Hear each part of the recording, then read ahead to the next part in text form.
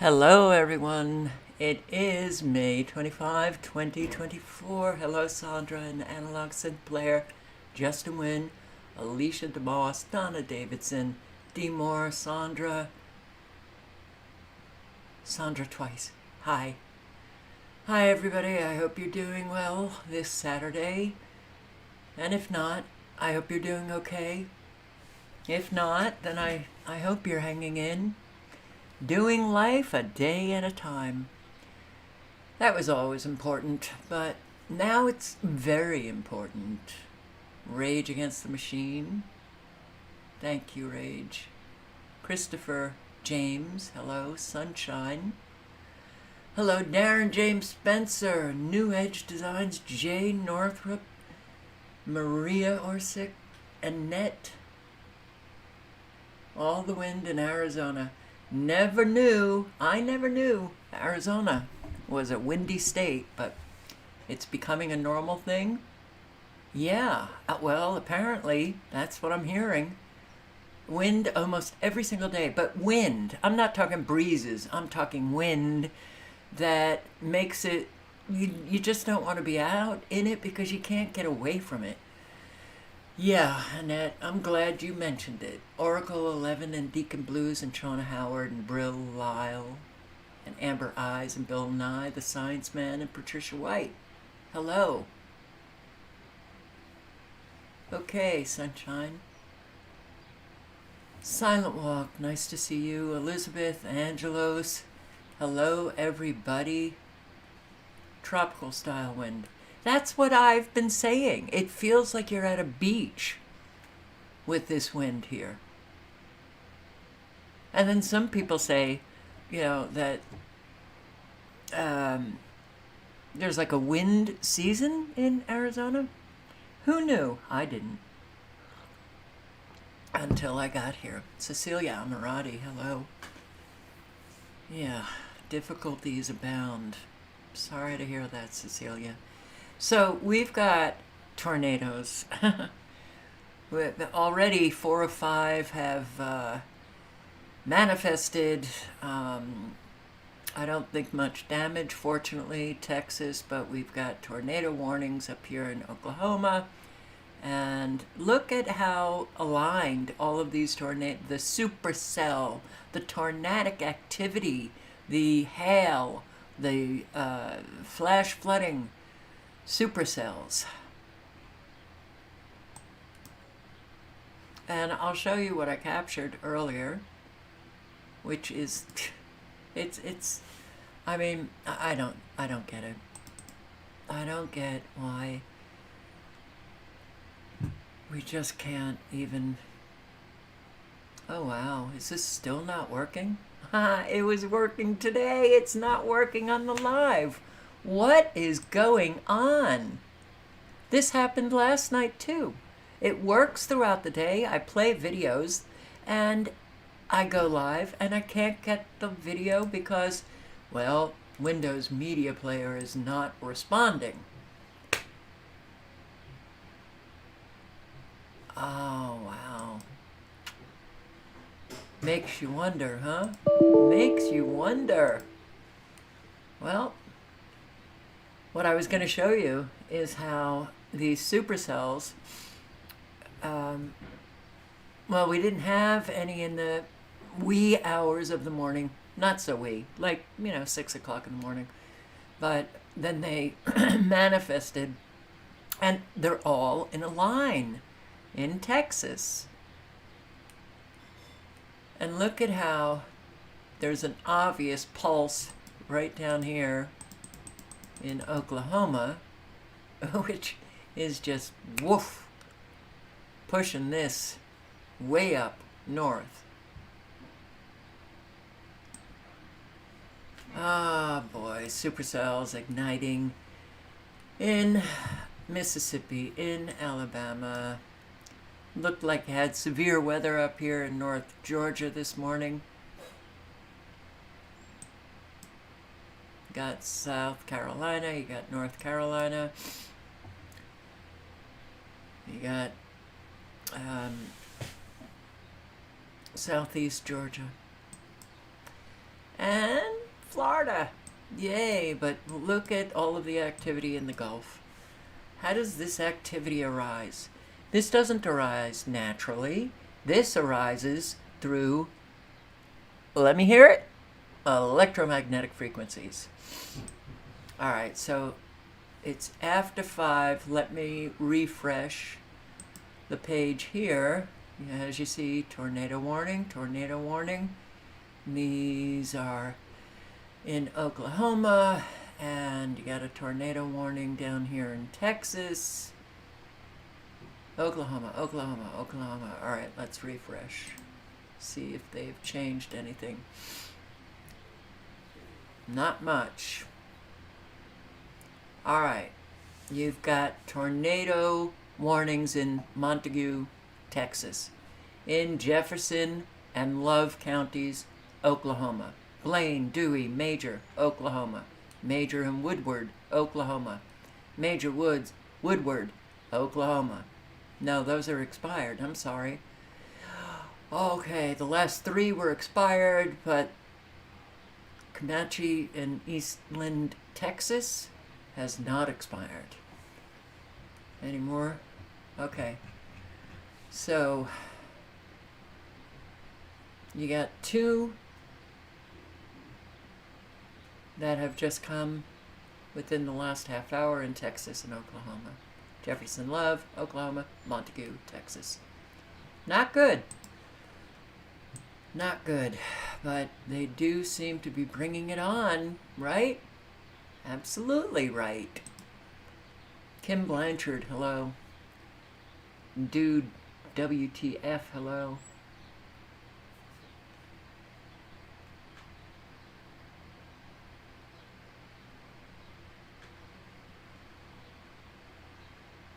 Yeah. So Cecilia has not been able to comment in the chat from time to time because the message says it's disabled. I've never disabled. I have never, sometimes I've wanted to, but I've never disabled my comment section or, you know, the chat in lives ever for the entirety of my YouTube career. Yeah. Hail, massive hail in Mexico. Derek, I saw Pueblo, but I didn't see Mexico City. 160 mile per hour winds. Annette, are you talking about Mexico? You're getting more rain in Calgary, Alberta, Canada. Huh. Elizabeth, hello.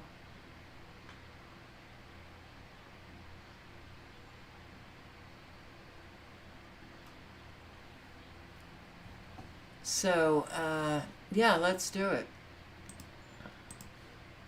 Where am I? I inadvertently lost a window. But here we go. Tornado hits Wisconsin City, and the warning was never issued? Oh. In a matter of minutes, a tornado caused extensive damage in parts of Kaukauna Tuesday night. But it begs the question, why didn't Kaukauna tornado sirens and NOAA weather radios go off? Kaukauna emergency manager, the man in charge of triggering the sirens there, addressed our question this week. Unfortunately, in this particular case, the Weather Service did not have the city of Kaukauna under a tornado warning. And that's the simple answer to the question is we weren't under a warning, therefore the sirens don't sound. Why wasn't there a tornado warning specifically issued in the area of Kaukauna where we now know that there was an EF1 tornado? Sure. So for this event, just the way it unfolded is it was a big line of storms with lots of like the potential for embedded, very quick spin-up tornadoes within the system. So these are basically the hardest for us to forecast because they're fast-moving as well. Kurt Kotenberg with the National Weather Service in Green Bay explains that unlike tornadoes that recently ravaged the Midwest, the tornadoes we saw this week weren't always clearly identifiable on radar. He says NWS issued a severe thunderstorm warning with potential for 70-mile-per-hour winds at 8:47 p.m. Tuesday. Just minutes later, at 8:52, it was upgraded to tornado possible. It's just given the nature of the system, we could see like the potential. So in other words, you cannot rely on NOAA. And Bill Nye, Mark Passio mutes everyone. I think having the chat muted, honestly, is a good thing. I don't. Yeah, you have nights where there's a lot of drama, and you've got nights of people attacking one another. But people connect. That's why I don't do it. There are people that connect with one another. That's why I don't do it. Very important to connect, and if this is now, it's hard to connect with people in real life. If this is, in the cyber world, this is where you connect with people, I will never do it. So, my whole life has been here, Central Texas woman, grieving after tornado destroys home in Bell County. I believe this was the Temple tornado. Sends a clear picture. Bailey, just a heart-wrenching sight with you there. Yeah, Chris and Lindsay, this was once a mobile home and a fifth-wheel trailer, and as you can see, it has been split into pieces. The contents has been scattered across this property, and the homeowner tells me that this was all thrown in the air multiple times and is now not standing where it once originally stood. Lee Fuller, the homeowner, and her two grandkids weren't home when the storm blew in, but you can hear the emotion in her voice when she came back to what was once her home. Oh my God. Crying hysterically as she returns to her property of nearly 30 years, what she described as the safe haven for her and her two grandkids that she cares for. Their belongings, including toys, clothes, family heirlooms, now litter their property and in most cases are not salvageable. Their family cat is also missing tonight. Lee tells me she doesn't have insurance and she's not sure where to go from here, but she and the kids want to return to their home. It's everything. I mean, my whole life is here. My whole life has been here. It's just so sad to see it all in ruins. It's just devastating. That's me and my brother at babies, right out here. Boy, it is. Boy, it is. Kim Blanchard, the WHO pandemic treaty failed? Is that right? Oh, I gotta check this out. I didn't hear about this.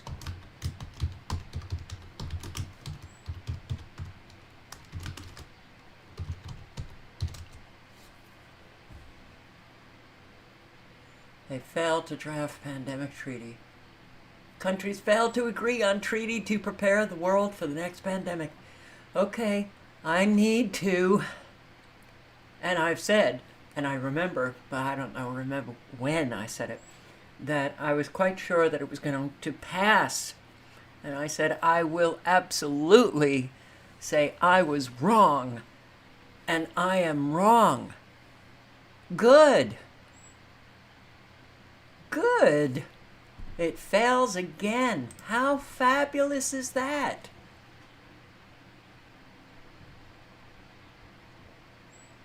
Wow. Thank you for mentioning that, Kim.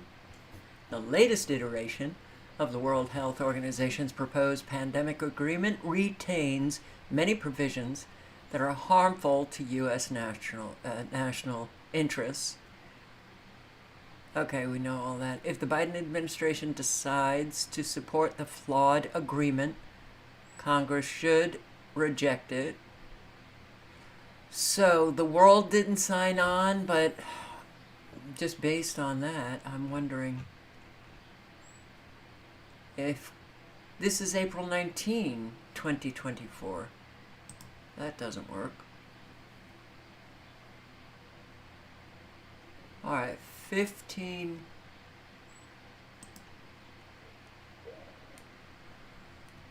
Today at 4:26 a.m., try global pandemic treaty fails. Try a global treaty to fight pandemics. Going to have to wait.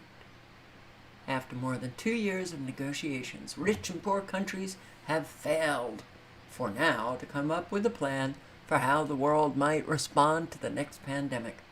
Well, guess what? Maybe people should do some research on these pandemics to find out what it really is about. Don't be so worried. Oh my God. Well, be worried because they're still going to bring something on. And maybe they'll bring something on that suddenly we're going to see people dying from something. You know, they'll claim it's something, it's a pandemic, and then they're going to start, coming out with mainstream media reporting on how the pandemic treaty should have passed. We wouldn't be in this situation if it had passed, right? I am very glad to have been wrong, but it doesn't make me feel like, we're now safe from the evil psychopaths, because they never stop. I feel lucky to be alive. Texas man survives tornado after truck flies through the air. Tonight, thousands of people still without power near Temple and in Temple after storms hit that area back on Wednesday. The National Weather Service confirmed 2 tornadoes touched down in the Temple area that day. 30 people were hurt, including one man who considers himself lucky to be alive. 27-year-old Ryan Leamer was driving during the storm. He says his truck flew into the air, rolling a few times. I'm pretty sure I got picked up and carried because I was rolling, and I think I hit the ground and got picked back up and hit the ground and got picked back up because there's only like 2 or 3 slams on the ground. That's my guess as I keep trying to think about it and how things happen, you know what I mean? And so then however I ended up over here, I did. And like I said, when I hit, I was just like, oh, I sat there for a second. I was like, oh my God, you're alive. Like, you're alive. I wouldn't want to be in that truck.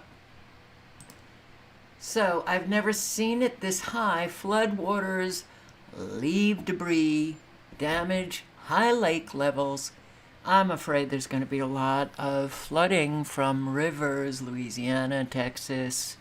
This is up in Nebraska, but also Kansas, Missouri, Arkansas, all of those states. Officials say Tuesday's torrential rainfall was a once-in-50-year storm event. Thanks for joining us. I'm Quinicia Fraser. The waters flooded homes. It stranded drivers who needed rescuing and sent cars floating down creeks. KETV Newswatch 7's Sean McKinnon reports as floodwaters recede. Sean?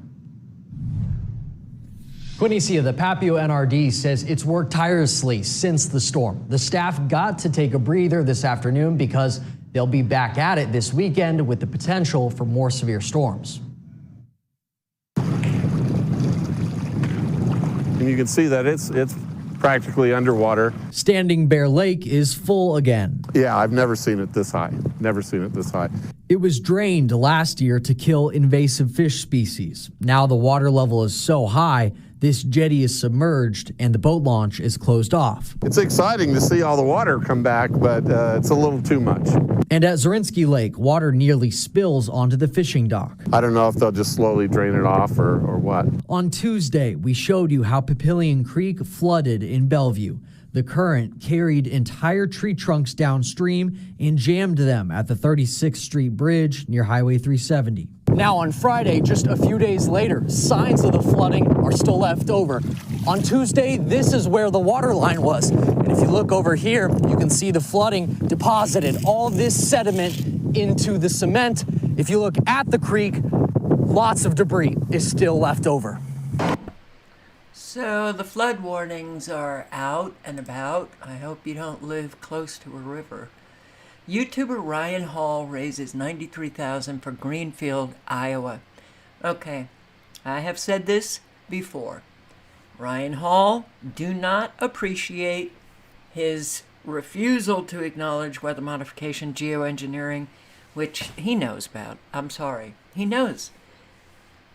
But Ryan Hall does post a lot of lives, and he warns an awful lot of people, and he does have these fundraisers raising an awful lot of money for people, and for that you got to give him credit where credit is due.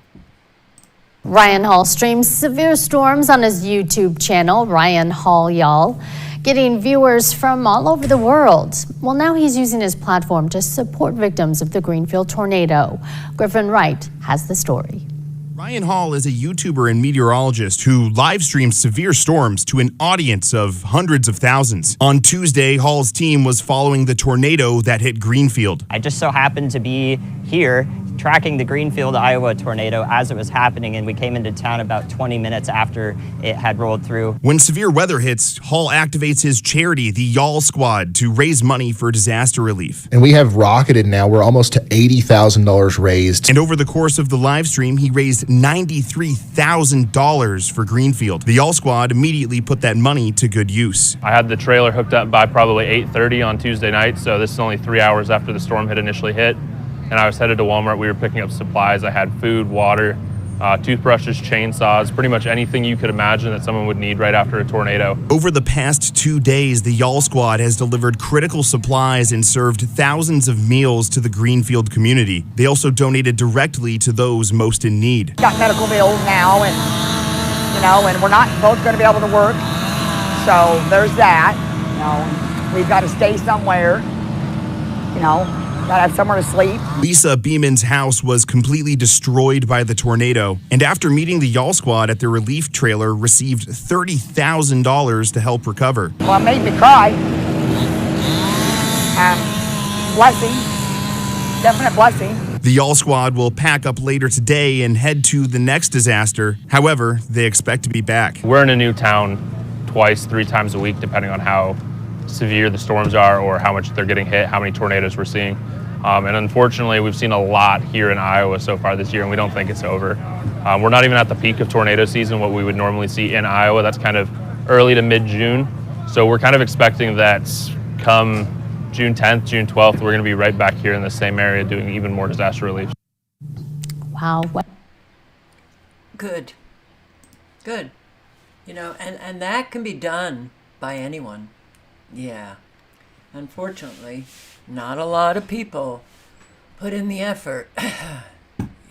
We need more people putting in the effort. Let's see. Is this Mexico? No. Home explosion under investigation. There are so many homes exploding. This is in Texas. Just exploding. It's gone. The home. I didn't know what brought that. You gotta wonder what the hell is going on. So this is in Cooperesque Cove. Or Copperesque Cove. Gone. 7 minute go. 7. No. Okay. These titles. Flash flooding in another area of France.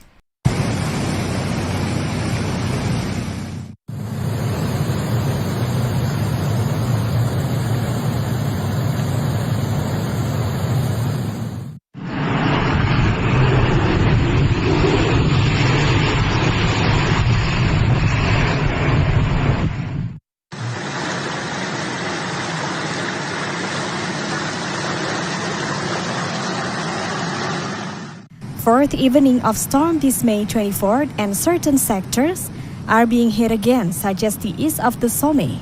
The ice named between Turkmer and Château-Thierry was not spared either, just like Noyonnais in Oise. The east of the Somme, which was affected the first 3 evenings, was affected once again this Friday, May 24, 2024. We take stock of the situation.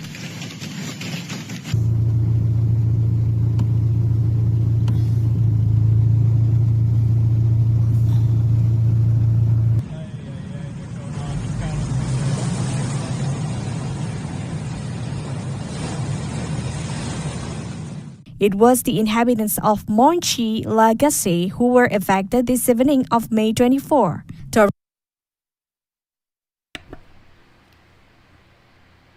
This is a second hit or a third hit in the last 10 days for France.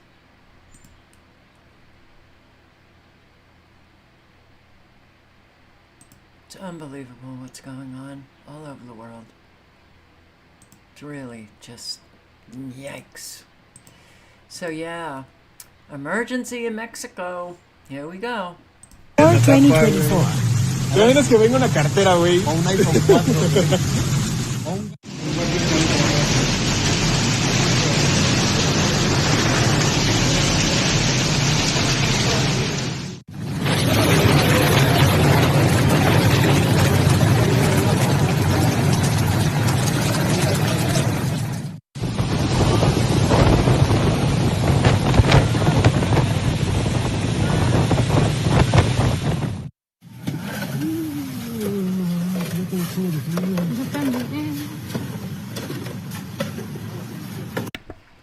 Through my observations, it seems that Mexico gets the most hail. I mean, a foot or more. There was one year where it was like 3 feet.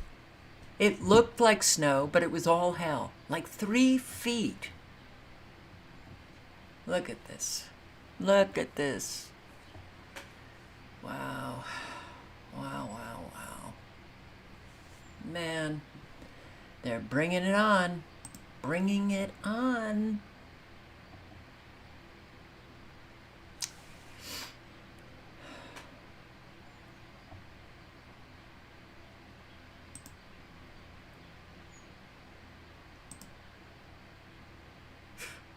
Unbelievable. Oh boy, does this need to be questioned, huh? Well, if you want to watch the whole video, I will post the link in the chat.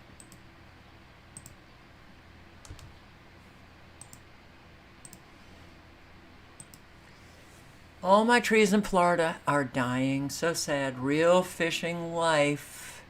Link is in the chat. They're dying all over.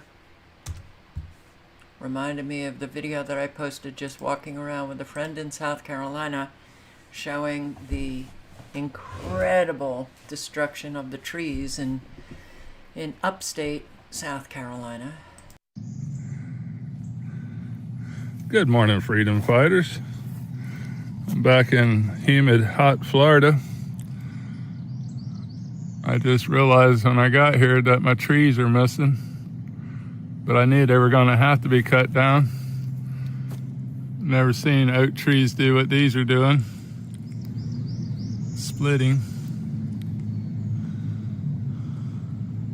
Not from damages either. These trees are dying. But let me show you the trees around the neighborhood. 8 million dead trees in California.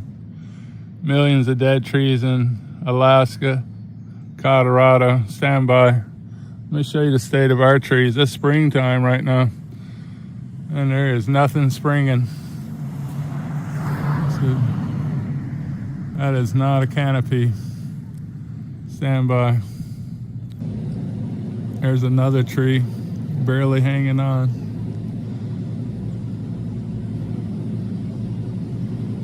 Barely hanging on. Stand by, I got another one to show you.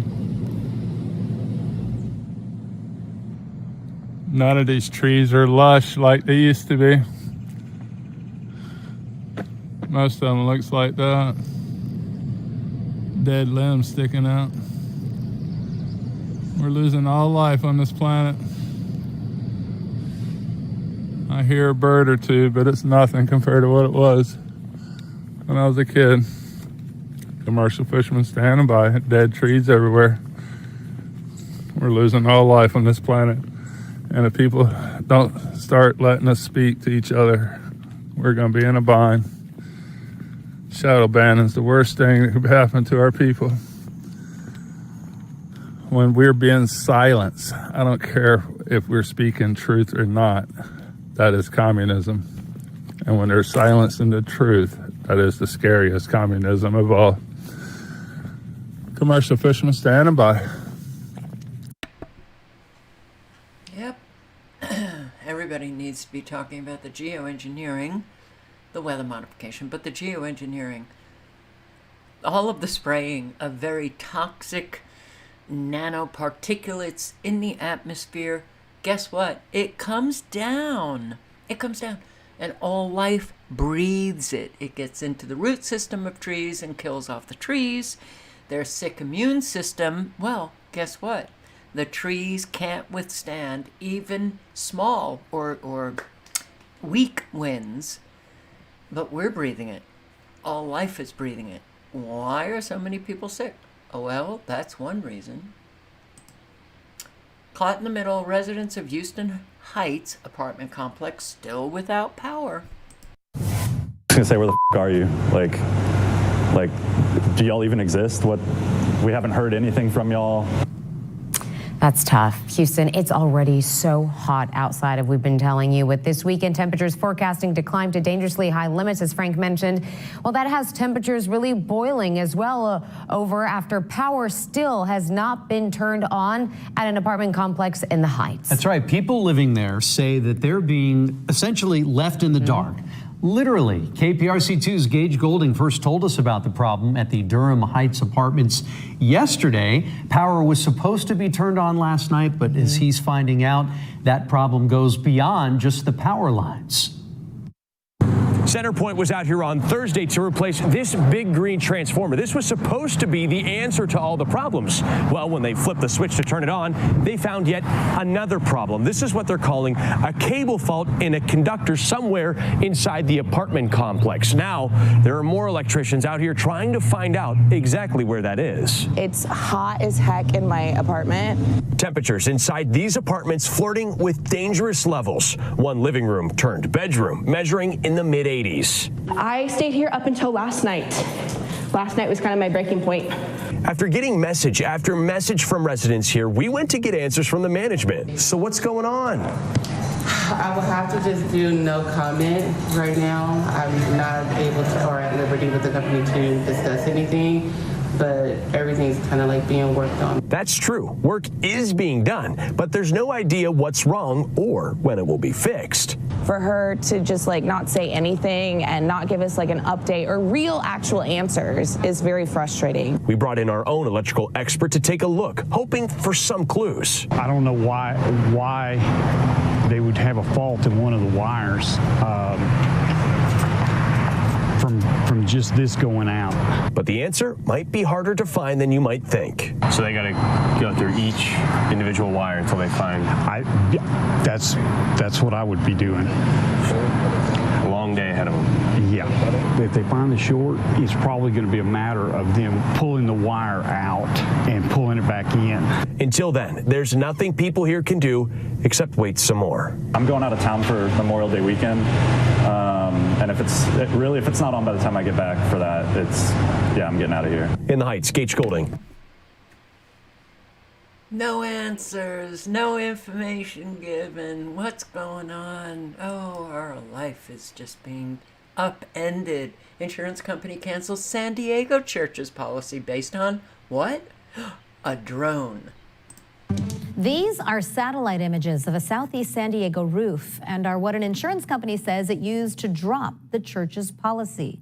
CBS 8's Anna Laurel is working for you tonight to find out exactly what happened and what the insurance company, called Guide One, has to say.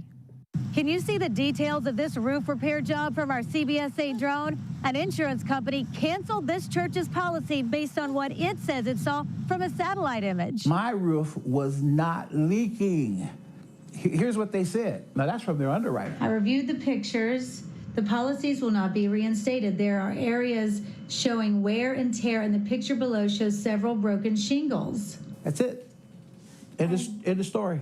And that's going to make them cancel your... That's not me. They did. Sidney Buggs is the pastor at Greater Gospel Center, Church of God in Christ in Southeast San Diego. He was stunned when their insurance company, Guide One, dropped the church's policy because it said this satellite image showed broken shingles on the roof. I said, satellite? How can they see the condition of a roof from a satellite? I don't care how close they get. I'm a retired cement mason, general contractor. Yes, the roof is old.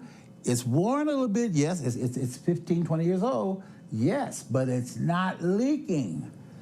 It was no threat to leak. There's no water spots in my sanctuary. I went to Sydney's church today. It's in pristine condition. 2 different congregations meet here on Sundays.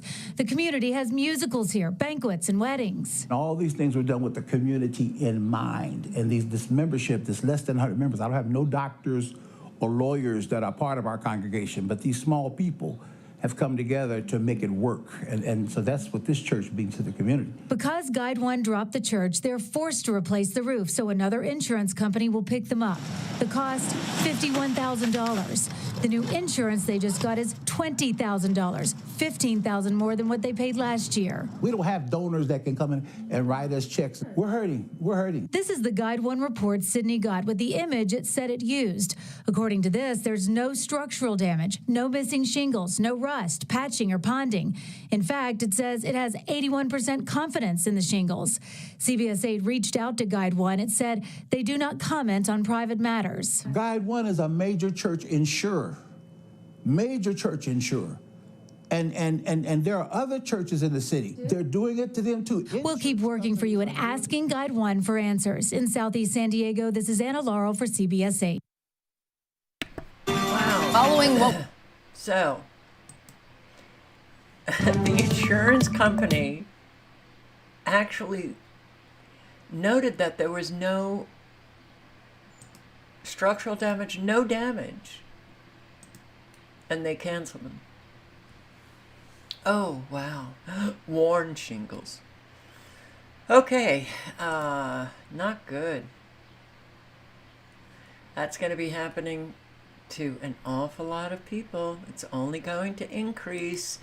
Record broken for most passengers screened at U.S. airports as holiday weekend starts. I don't believe this. I do not believe that there are a whole lot of... They broke the record for Memorial Day for people flying. I think an awful lot of people are not flying these days due to, well, an awful lot of trouble. But a whole lot of people just don't have the money. I just don't believe it. I think they're putting that up just to confuse Americans because it's so easy to confuse them. Oh, well, I guess the economy is doing well. Look, all of these people are flying all over for the holiday. I don't believe it. Alrighty, so... what else? What else do we have? We've got Jimmy Dore. PBS admits, listen to this, and this really shows, it really demonstrates how enormously effed up Americans are in the head. They can't see the show. Then, you know, I was posting videos on the January 6th thing, and it was so obvious. I mean, they hired mainstream media to put on the show. They wanted the hearings to be compelling for Americans. All right, this was an insurrection. Oh my God. But now they come out, and they're literally, there was so much evidence that something was up, right, with the hearings. Now they're coming out, they're literally admitting it, and where are Americans? Well, they're on the red team or they're on the left team, still thinking, hey, we still have a country? We don't have a country. It's gone. People saw this, but ABC, was it ABC? They put out, no, it was the PBS put out a documentary about Frontline, about January 6th.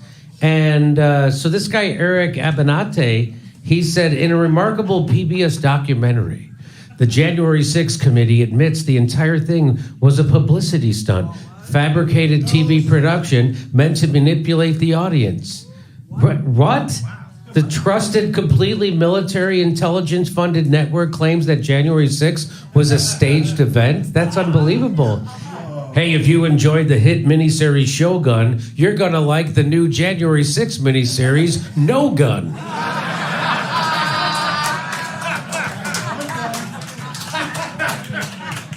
the saga of a group of people who found out you can completely take over a high security national institution without bringing firearms.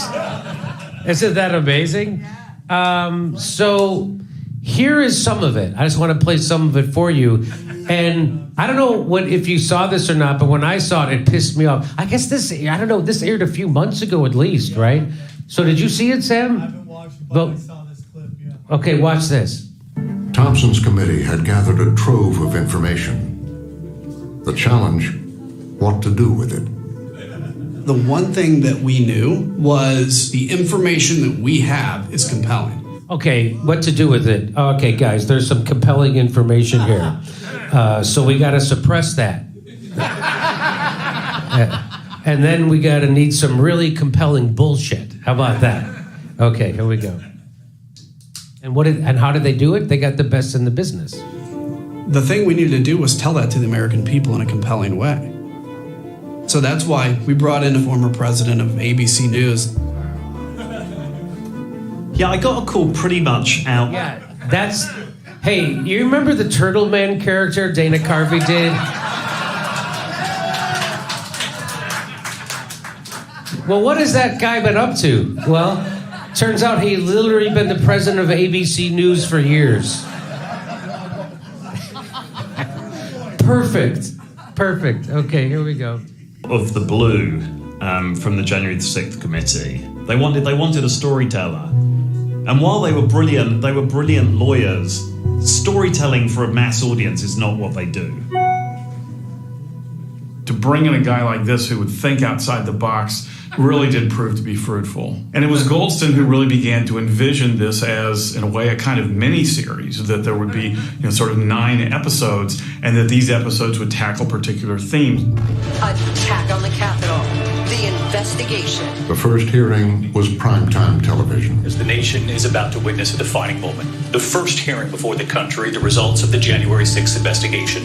This is an extraordinary moment in American history. When it came to that first hearing, we knew how high the stakes were. Is about to hold its first primetime hearing. We were either going to, make people realize that this was important, or once you've lost them, you've lost them for good. On the evening of June 9th, 8:01 p.m., the doors opened. My heart was beating pretty fast on June 9th.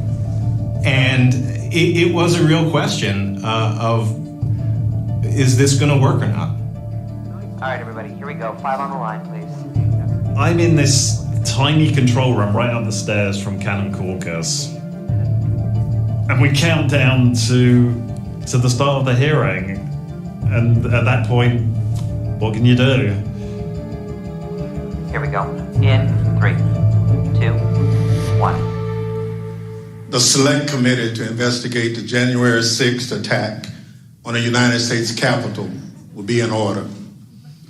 Without objection. We wanted to make sure that this was a presentation that would grab the audience and hold on to them. Chairman Thompson loved to say, it's got to pop. Is this going to work or not? All right, everybody, here we go. 5 on the line, please. I'm in this tiny control room right up the stairs from Cannon Caucus. And we count down to the start of the hearing. And at that point, what can you do? Here we go. In 3, 2, 1. The Select Committee to investigate the January 6th attack on the United States Capitol will be in order. Without objection. We wanted to make sure that this was a presentation that would grab the audience and hold on to them. Chairman Thompson loved to say, it's got to pop. So, if they wanted to make it pop, I think they should have had Ryan Gosling in it. So there you go, right? Not news. We have to tell a story to the American people. We have to manipulate them. We have to make it compelling so that they come back the next day to watch another stage show called The Insurrection. Oh my God, what the hell is wrong with Americans? Oh, wow, man. And they come out and they admit it. Oh, God. What are we living here? Exceptional. Oh, let me put in the link because this goes on for another, 18 minutes. It's remarkable. It just, it's... Whew. Don't you feel some days that you're just, you want to rise up, but you just feel like you're getting sucked down with all of the bad energy in this country? So Democrats spew pure racism about black kids and Mexicans. Oh, God, why aren't people getting that we don't have anyone representing us, that it's all a stage show, that they're enriching themselves in Washington, D.C., and all over the country in local governments, in state governments. They don't give a shit about us. How come people can't see it? Eric Adams is the mayor of New York. And I used to think that I couldn't be a mayor of a city until I started watching politics. And of course, this is another example of how easily it is. So he was talking about immigrants. And so what they're doing, he's giving immigrants a $1,000 debit card, right? They're doing that. And right in the homeless face, right in their fucking face, right? And also, they're going to make them available to have jobs, right? So they're going to make them able to be employed even though they're not a citizen or they're not even in the country legally. And of course, so when I tell you that they're having an open border so that they can bring in immigrants to suppress wages of workers in America, of course, that's just a crazy conspiracy theory. That's just fucking crazy. But listen, here he is. He's going to talk about another job that immigrants could do while they're here. You ready? Listen to this. Plan that states those jobs that we are in high demand, we could expedite. How do we have a large body of people that are in our city and country that are excellent swimmers, and at the same time we need lifeguards? And the only obstacle is that we won't give them the right to work to become a lifeguard. So he stole somebody's bad joke. Why don't we get them to be lifeguards? They're good swimmers. It's like when you want to call them wetbacks, but you want to be PC. That's what that is. Boom, dude. That's like, hey, I can be black and racist at the same time. Yeah, I wish you would have, if the tape went on, he said, we should also make the Asian immigrants cops because they all know Kung Fu. And Eric Adams is like the DEI Forrest Gump. Right? It's right? like Bubba Run, lived Eric, instead of run for office. Yeah, you're giving him too much credit, I think, actually. Forrest Gump rules. I wonder if these immigrants who could swim also know what computers are. I wonder if they know that. That's the next clip. Yeah. Oh, sorry. No, this is a very sophisticated racism that he did. Oh, yeah. Maybe that sounded bad, but after I show you the next couple of clips, you're going to think Eric Adams is the pinnacle and the best Democrat out there in the world. So you think I'm kidding? So here is, yeah. By the way, Eric Adams also, he went on to say that homeless people are, no, I'm sorry. Yeah, he said homeless people should get jobs at Dick's Sporting Goods in the sleeping bag department. Anyway, I screwed that joke up. But anyway. Young black kids growing up in the Bronx who don't even know what the word computer is. They don't. They don't even know what the word computer is. Boy, when I say it, everyone gets all pissed off.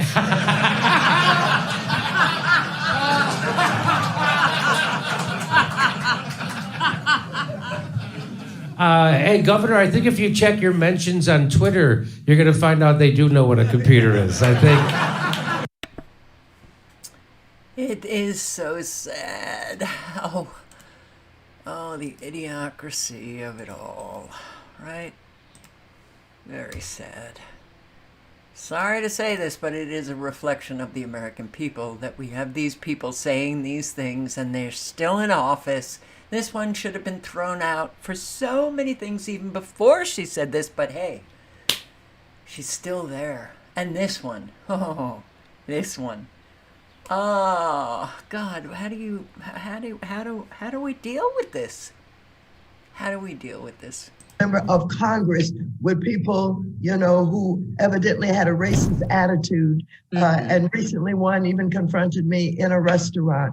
And they don't say racist things, but what they say is they don't like something I said. They don't like a position that I took. She says she is the victim of a racist attack because somebody recently came up to her in a restaurant and said that they didn't like something that she did. Apparently, if you approach a black congressperson and say anything about their policies, that makes you racist. Now, interestingly, back in 2018, Congresswoman Maxine Waters was demanding that mobs get up in the face of Donald Trump's cabinet members and supporters. And if you see anybody from that cabinet in a restaurant, in a department store, you get out and you create a crowd. And you push back on them. And you tell them they're not welcome. As a member of Congress with people. Remember that? Yeah. But you're racist if you confront Maxine Waters. They don't say racist things, but they said something to me they didn't like. They didn't like what I said. Therefore, you're racist. Racism means nothing anymore, just like anti-Semitism means nothing. And yeah, I mean, you hold anybody accountable, you show how they are hypocrites. I mean, they just keep going. They keep going. It's like they feel no shame whatsoever. Oh, right, I did say confront Trump's cabinet members in restaurants. But if I get confronted, you're a racist.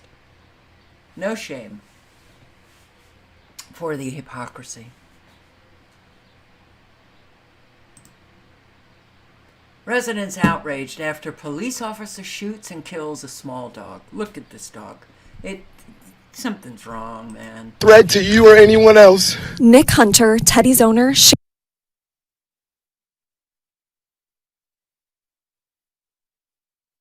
A threat to you or anyone else. Nick Hunter, Teddy's owner, shared this video showing him confronting the Sturgeon police officer who shot his dog. I see a dog that is walking around blindly. I don't know the dog is blind. In the video, the officer claims the dog appeared to be sick. So you're putting it out of misery. What else am I supposed to do? We don't have a freaking animal. The officer apologized to Hunter. I don't enjoy shooting dogs. But many Sturgeon residents have taken to social media to say they're scared. Angry, sick. I couldn't, oh my God, I couldn't handle it. My dogs are my life. There was one comment that a lady, she's terrified for her kids to be playing outside because if he discharged that firearm, what if he didn't hit it and it ricocheted and it hit a child? Is it going to be, oh, I'm sorry? Like, no, it's not okay. It's just not. Regina Adams Miller says she often saw the blind and deaf Shih Tzu in the neighborhood. We have all seen that little dog. His name is Teddy. We've all seen him running around town, and he's not rabid at all. The person who called Boone County Joint Communications, who wants to remain anonymous, wrote to the city saying the dog was not a threat. Adams Miller says Hunter is heartbroken. When I talked to him last night, he's barely able to speak. He's crying, he's in tears, he's shaking and nervous. A petition is now circulating asking for the officer's removal from service. Siobhan Harms, KOMU 8 News, Sturgeon. Yeah. You don't like something? Take out a gun and shoot it. Video shows melee erupting during what? A kindergarten graduation in Tennessee? A kindergarten graduation? Oh, what a good example adults are showing to kids. Graduations are times for making memories. These graduates were crossing over into the next journey of their life. This was supposed to be a time for kindergartners to be promoted to the first grade. but it turned into this fight. This video circulating online shows children breaking off into a fight during a graduation at Buckley Carpenter Elementary School. The kids, that was an exciting day for them to be graduating kindergarten and, starting to be a big kid, and something like that happened is so sad. So sad for them. I was expecting more of that from like a high school graduation. I didn't think it would be like at a elementary school. So that just threw me off guard. Fayette County Sheriff said that this all began as an argument between several adults on the bleachers at the graduation. The argument ended with 10 to 12 adults and juveniles getting into a fight at the graduation. Sheriff arrested 3 people, Dontavius Gilcrease, along with a mother and daughter, Rhonda Humphrey and Taisha Humphrey. Fox 13 has learned as a result of Taisha's actions, a child suffered injuries to their face and head. Fox 13 was able to catch up with this mother, Rhonda. She told us that she was wrongfully arrested and that she didn't lay hands on anyone. It's really embarrassing for our county. I just hope that the law gets to the bottom of this and I can clear my name and find out what really happened to my son, because the board won't allow me to look at the video. I got hysterical. The police called the ambulance. They said he had a little concussion. They released him. She says her son was injured in the fight by an adult elbowing him in the head. However, school officials suspended her son for the rest of the school year until the school was able to prove that he wasn't fighting. And my son got suspended, but they lifted suspension because they ran back and looked at the tape and see where he had been injured by an adult figure. It really hurt me because I had went out my way to give him nice things so he could participate with his fellow classmates. He was stripped of that, and I can't get that back. Sadly, many people we spoke to were surprised and shocked that something like this happened. It doesn't surprise me because knowing where we live in a fallen world, people need the Lord Jesus Christ. No, people need some sanity in their heads. People need to get rid of a whole lot of the electromagnetic frequencies that are causing a lot of this insanity. All of the poisons. All of the stressors that are creating people, that are just creating so much violence. Kentucky woman forced to file for bankruptcy to save home as foreclosure rates rise across U.S. And once again, there's no reason for this, but they won't acknowledge that, well, you'll hear it in the video. So now it's, you do everything right and it doesn't matter. It doesn't matter. They just don't acknowledge that there's no reason for the foreclosure? Okay. Wonderful marriage. A happy one. I'll see him again. Carol and Ed Haynes were inseparable for 25 years until 2022 when they both got COVID. I lost him quick, but I guess that was better, than him suffering for a long time. While Carol was reeling from the loss of Ed, she was recovering from COVID herself. At the same time, Ed's death triggered a freeze on his accounts and the automatic mortgage payments to the bank stopped, unbeknownst to Carol and Ed's daughter, Tiffany. Did you just think that this stuff was being taken care of? I did. I thought she was okay and she didn't want to bother me.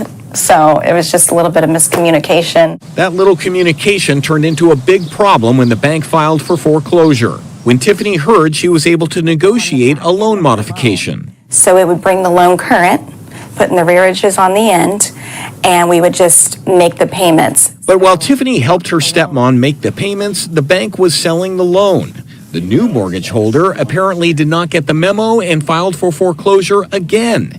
And even though Tiffany repeatedly sent proof of the modification, she could not fight her way through the red tape, and Carol received a letter stating her home would be auctioned on the courthouse steps on May 23rd. This is the man who will carry out that sale, Boone County Master Commissioner Larry Dillon. Is there anything that can be done? If I have an order from the circuit judge directing me to sell a property, I have to sell it. Obviously, you don't want to see a little old lady get kicked out of her house.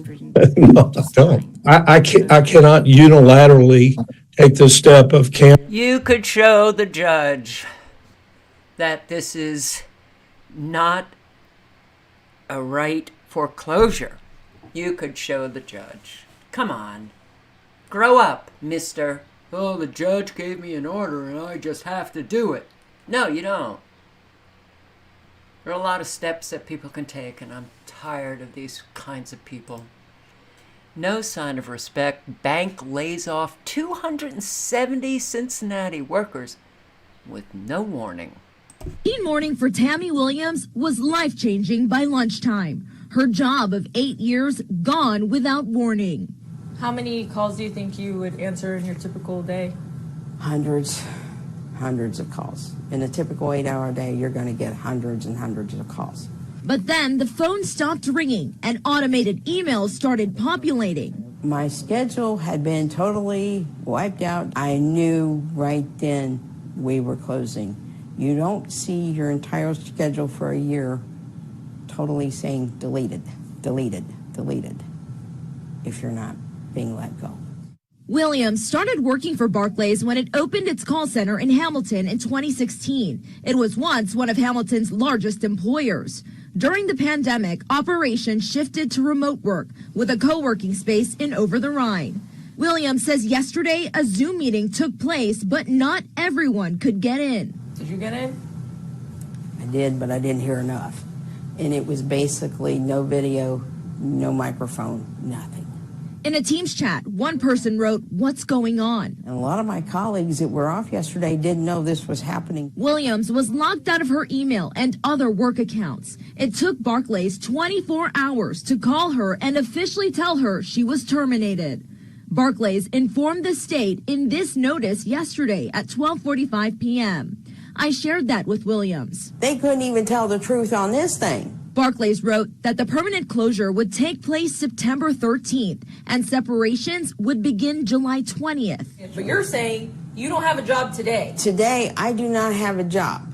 Yesterday at 11:30, I was basically out of a job. Now the future is uncertain. Did you have any plans of like retiring soon? No, I was going to work as long as the good Lord gave me strength to work. She worries about her colleagues too. I just wish they would have said something sooner to maybe give us that opportunity to find other employment. And and I'm at that age now where am I going to be able to find it? I don't know. From breaking news, probably not, unfortunately. Probably not. Wow, man.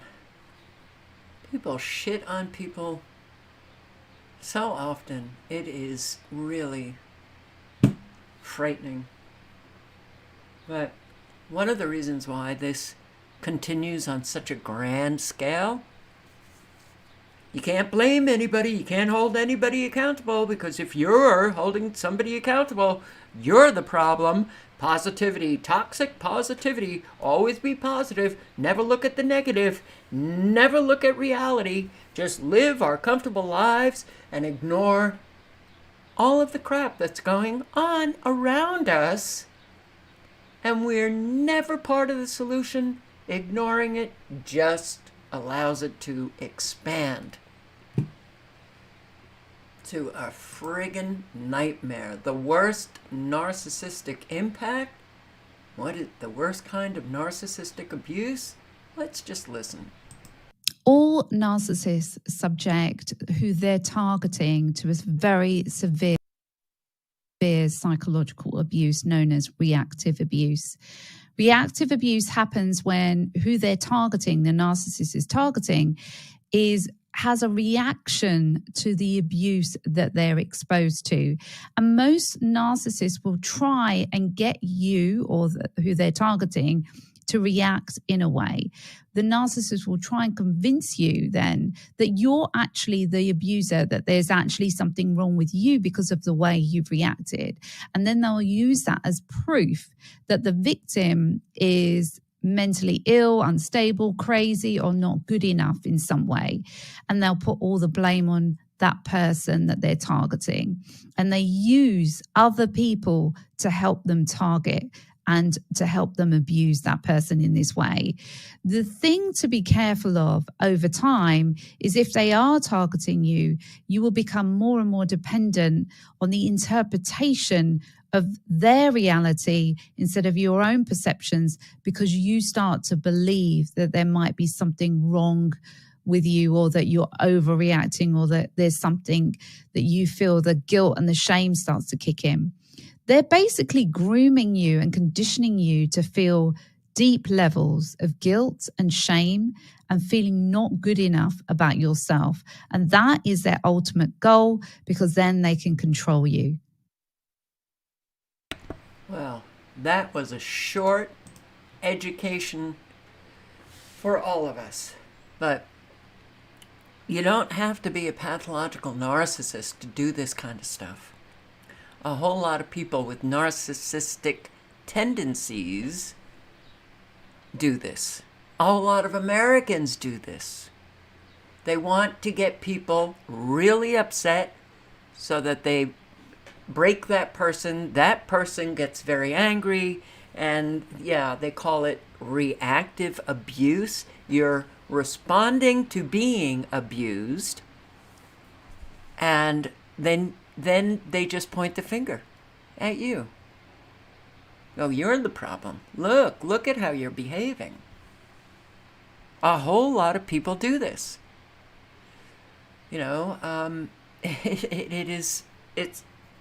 I've experienced it. My hunch is probably a whole lot of you have experienced this. It is so sad. All right, so there's another after school video, and I will post the link. I have recommended People of the Lie, Scott Peck's book, which there were 2 readings that really opened my eyes to what I had experienced with my family, the severity of the malignant narcissism, how it affected the older siblings that I have.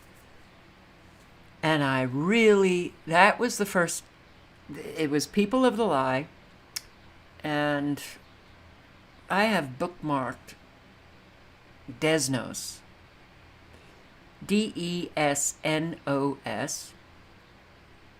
Disorders of Extreme Stress Not Otherwise Specified.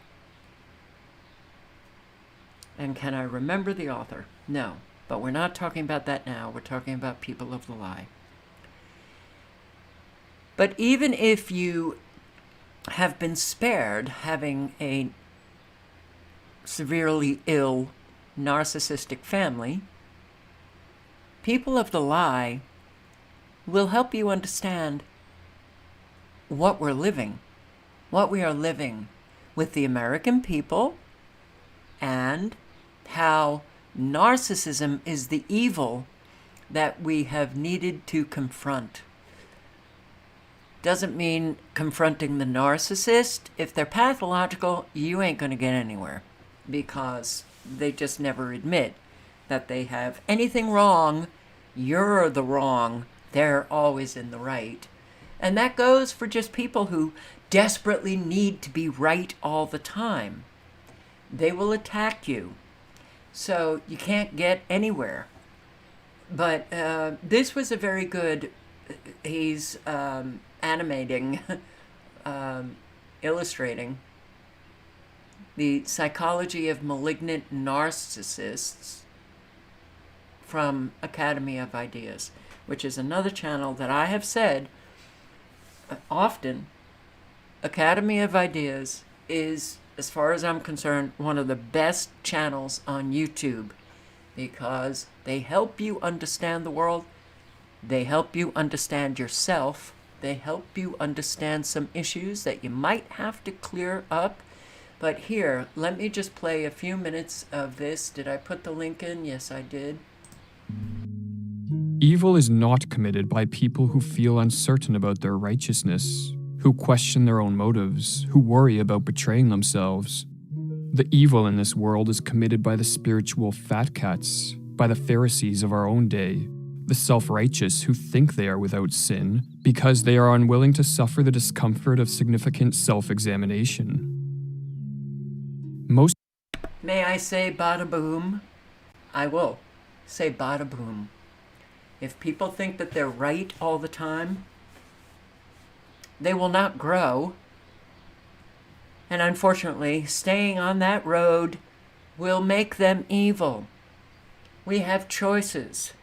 There are very often, and unfortunately a lot of people are just not aware of it, but you get to a crossroads in your life and you have to make a decision. Which way do I go? Do I grow or do I stay the same? And a whole lot of people stay the same, and staying on that road can lead them to more and more evil, and the more they stay on that road, the less likely they will ever backtrack off that road to get on making the right decision, making the right turn, and begin to do that self-examination. A whole lot of people don't want to go there because it hurts. They don't have the courage, and they don't even have the courage to admit that they need to do self-examination, but I'm too afraid to do it. No, they'll just stay right smack on that road and continue on creating hell for an awful lot of people. Most politicians proclaim themselves to be exemplars of virtue, but many of them compulsively lie, engage in corruption, censor and demonize those who disagree with them, and enact policies that destroy society. Are such politicians aware of their hypocrisy? Do they truly believe in the morally righteous self-image they try to portray?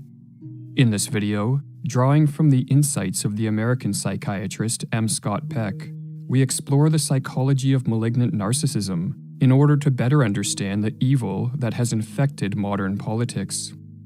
M. Scott Peck defines evil as that force residing either inside or outside of human beings that seeks to kill life or liveliness, or as he continues, evil is live spelt backward. Evil is in opposition to life. Specifically, it has to do with unnecessary killing that is not required for biological survival. Evil is also that which kills spirit. There are various essential attributes of life, particularly human life, such as sentience, mobility, awareness, growth, autonomy, will. It is possible to kill or attempt to kill one of these attributes without actually destroying the body. All of us are capable of committing evil acts, for as Alexander Solzhenitsyn noted, the line dividing good and evil cuts through the heart of every human being. Nonetheless, two types of people are particularly prone to evil actions: psychopaths and malignant narcissists. The psychopath's potential for evil is well known, but it is the malignant narcissists who may be responsible for more of the world's evil, as they outnumber the psychopaths. And as Peck writes in his book, The People of the Lie, it would be quite appropriate to classify evil people as constituting a specific variant of the narcissistic personality disorder. Psychiatrists have begun to pay increasing attention to the phenomenon of narcissism, but our understanding of the subject is still in its infancy. The central characteristic of narcissism is an inflated sense of self. Narcissists are overconfident and admire themselves to a degree that is not warranted by the reality of who they are or what they have accomplished. The narcissist's infatuation with a grandiose self-image leads to self-absorption, reducing their capacity to empathize with the feelings and experiences of other people. Narcissism exists on a continuum. Some of the milder forms of narcissism, such as identifying with an idealized self-image one creates on social media, are unhealthy but relatively benign. At the extreme end of the spectrum lies the pathology of malignant narcissism, in which one identifies with an illusory self-image of moral purity, or as Peck explains, utterly dedicated to preserving their self-image of perfection, malignant narcissists are unceasingly engaged in the effort to maintain the appearance of moral purity. While they seem to lack any motivation to be good, they intensely desire to appear good. Their goodness is all on a level of pretense. It is, in effect, a lie. This is why they are the people of the lie. Malignant narcissism is a defensive phenomenon that is rooted in a deep fear of being inferior or inadequate, particularly in matters of morality. Due to childhood trauma, growing up with hypercritical or narcissistic parents, or for other reasons of upbringing, socialization, or genetics, the malignant narcissist cannot acknowledge that, like everyone else, they make mistakes, behave immorally, and possess a potential for evil that is rooted in human nature. Or as Peck writes, what is the cause of this arrogant self-image of perfection, this particularly malignant type of narcissism? Basically, it is fear. Malignant narcissists are continually frightened that they will come face to face with their own evil. This terror is so chronic, so interwoven into the fabric of their being, that they may not even feel it as such, and if they could, their omnipresent narcissism will prohibit them from ever acknowledging it. When psychologically healthy people commit an immoral or evil act, they acknowledge their wrongdoing, feel guilt and remorse, and attempt to make amends by returning to the side of the good. Most of us, in other words, have a functioning conscience which places moral constraints on our behavior. The conscience of the malignant narcissist, in contrast, is forced into a state of dormancy by continual acts of self-deception. As the malignant narcissist's identity is anchored in a grandiose self-image of moral goodness, when he morally falters, he resorts to rationalizations, confabulations, and other defense mechanisms to maintain a feeling of moral righteousness, thus bypassing the conscience and escaping feelings of guilt. Because the malignant narcissist silences his conscience with ongoing self-deceptions, he can repeatedly lie and behave in ways that oppose life, yet still believe that he is on the side of good. Or as Peck explains further, it is not their sins, per se, that characterize malignant narcissists. Rather, it is the subtlety and persistence and consistency of their sins. This is because the central defect of malignant narcissists is not the sin, but the refusal to acknowledge it. Rather than blissfully lacking a sense of morality, like the psychopath, malignant narcissists are continually engaged in sweeping the evidence of their evil under the rug of their own consciousness. It is out of their failure to put themselves on trial that their evil arises. One of the main self-deceptive mechanisms which the malignant narcissist uses to avoid awareness of his morally imperfect self is, paradoxically, the very mechanism that leads him to commit some of his most evil acts. This mechanism is scapegoating, which, as Peck notes, works through a mechanism psychiatrists call projection. The malignant narcissist unconsciously externalizes the emotions and motivations he cannot accept in himself, attributing them to other people, and he then blames these targets for what in reality are his own moral failings and wrongdoings. A predominant characteristic of the behavior of malignant narcissists is scapegoating, explains Peck. Because in their hearts they consider themselves above reproach, they must lash out at anyone who does reproach them. Since they must deny their own badness, they must perceive others as bad. They never think of themselves as evil. On the other hand, they consequently see much evil in others. Narcissistic scapegoating is on full display in the political world. Many politicians today are so desperate to appear morally righteous that they categorically refuse to consider the possibility that their policies, mandates, and social reforms are the primary drivers of much that is wrong with society. When presented with evidence of their catastrophic failures, or when other people challenge their morally flawless self-image, political malignant narcissists double down on their policies and heap the blame for society's problems upon their favored scapegoats, be it other nations, political opponents, or individuals who merely happen to hold differing political views. Or as Peck explains, strangely enough, malignant narcissists are often destructive because they are attempting to destroy evil. The problem is that they misplace the locus of the evil. Instead of destroying others, they should be destroying the sickness within themselves. As life often threatens their self-image of perfection, malignant narcissists are often busily engaged in hating and destroying that life, usually in the name of righteousness. They sacrifice others to preserve their self-image of perfection. They create for those under their dominion a miniature sick society. In observing the sick state of society, we may be tempted to impose the diagnosis of malignant narcissism on any politician we disapprove of. But in so doing, we run the risk not only of a misdiagnosis, but worse, of mimicking the malignant narcissist's scapegoating behavior. Or as Peck reflects, indeed, might I not be guilty of evil myself by so labeling others who disagree with my opinions? Might I not be misusing the concept of evil by facilely applying it to any and all who oppose my judgment? To avoid misdiagnosing and scapegoating others, we need to become more conscious of our dark side. For the more aware we are of our own moral failures and potential for evil, the less likely we are to project our dark side onto others. Or as Jung writes, many projections can ultimately be integrated back into the individual once he recognizes their subjective origin. But by facing up to our dark side, we do more than withdraw our projections. We also develop a sixth sense to detect the darkness which lurks behind the malignant narcissist's morally pure mask. For as the psychologist Marie-Louise von Franz observed, if one knows about the evil possibilities within oneself, then one develops a kind of second sight or capacity for getting a whiff of the same thing in other people. To go down into the depths of one's own evil enables one usually to develop the instinctual recognition of corresponding elements in other people. With a heightened capacity to detect evil, we can help others overcome their naivety regarding the reality of human evil. For the reason malignant narcissists are able to gain popular support and persist in positions of political power is because most people refuse to fathom the fact that someone who tries so hard to appear good can in reality be morally corrupt. Most people, in other words, do not recognize that evil has a tendency to cloak itself in the good.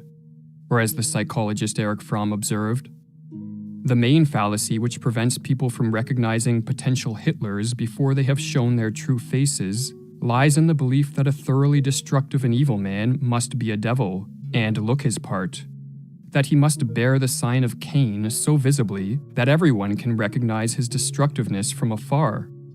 Such devils exist, but they are rare. Much more often, the intensely destructive person will show a front of kindliness. He will speak of his ideals and good intentions. Hence, as long as one believes that the evil man wears horns, one will not discover an evil man. As more of us become aware of the political evil that is dividing and destroying society, we should try, as much as possible, not to let anger and hatred sully our attempts to be a force of good.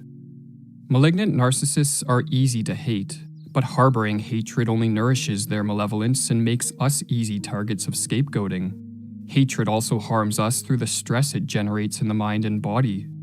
Rather than stewing in hatred, we should focus our energies on spreading the truth, as truth is one of the greatest weapons against evil, hence why Satan is often referred to as the father of lies.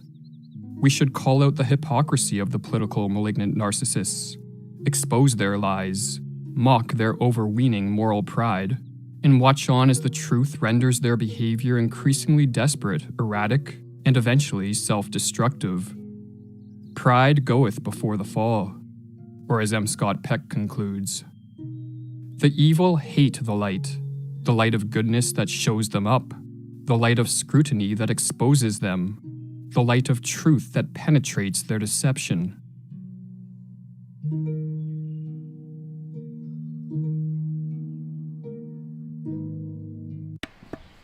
I hope you all took that in. But it's not just politicians.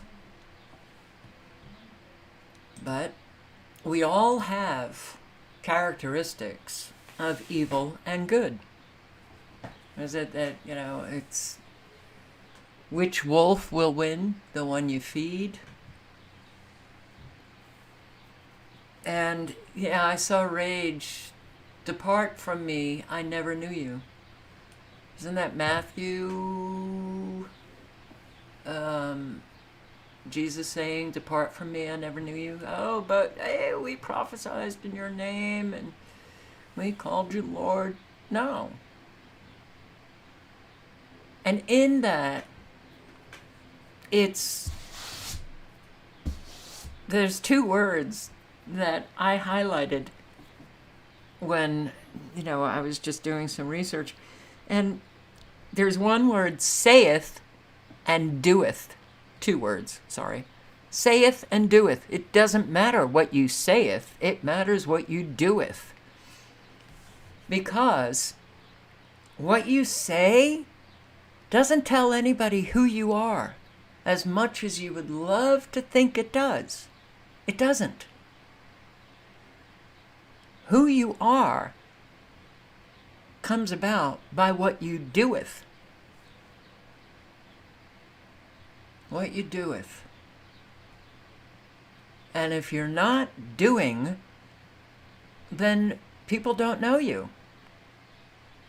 Oh, they might believe all of the words you speak. Great.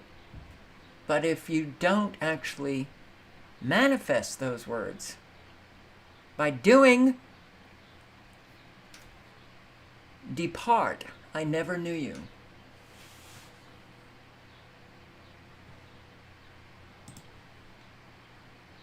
And this is all connected to everything that I go through on the live stream.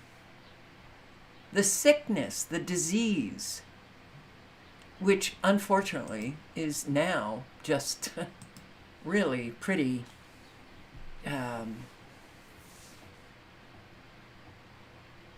it's expansive. It's turning our life into a nightmare.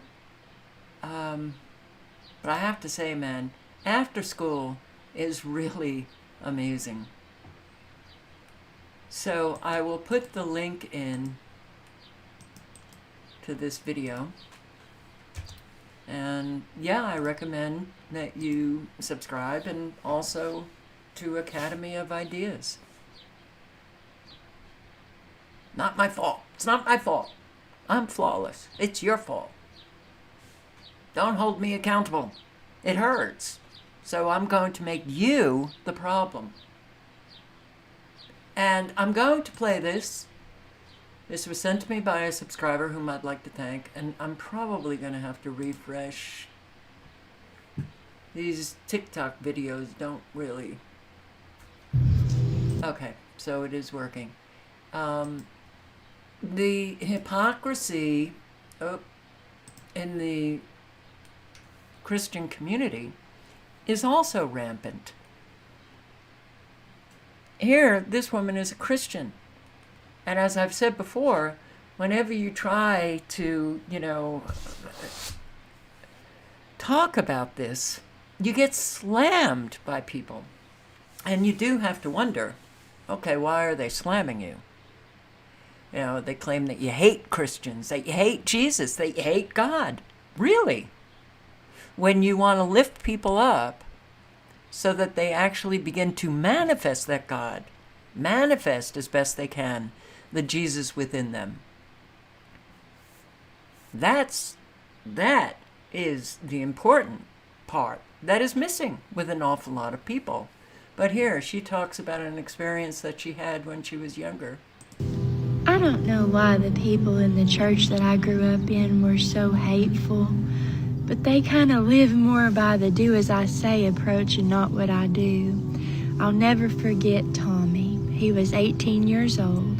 He wore a purple suit and he had an earring in his left ear. For context, you have to remember this was 1994. I was 5 years old.